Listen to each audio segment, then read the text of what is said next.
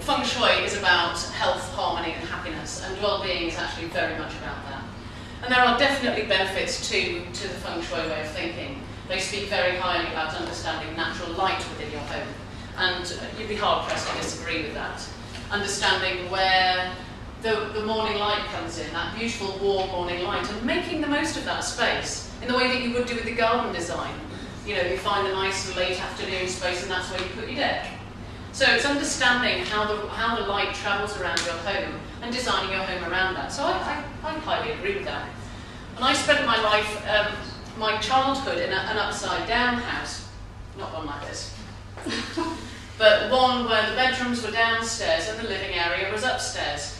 It makes so much sense. It's just brilliant.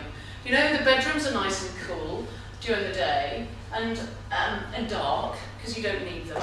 And even when you do need them, it's dark.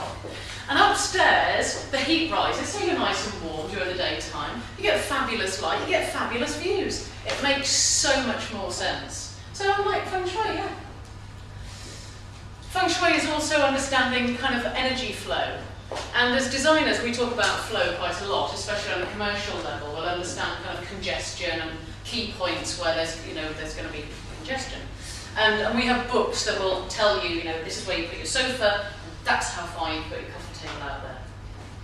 Well, that's not terribly difficult to work out, but they're actually really interesting and important when you're designing commercial kitchens, for example, because they need to be as efficient a space as possible. So flow is something that we understand, but I think there's also something else about energy, and it's understanding the feeling of a room. And some of you will be sitting there going, yeah, sure, yeah, I get that, and others of you will be scratching your head just going, nope.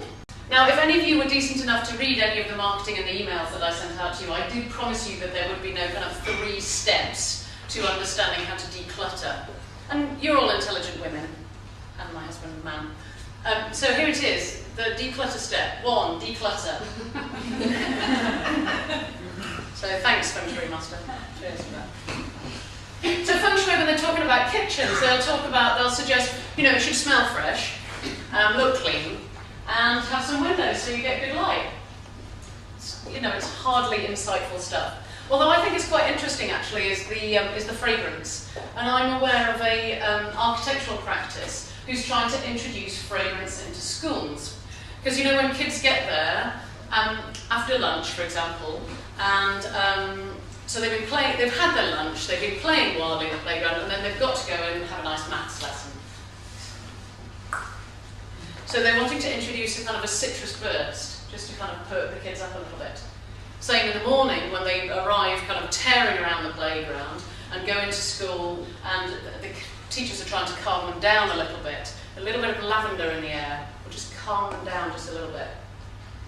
And you might think that's a bit way out, but actually supermarkets have been doing this for a very long time.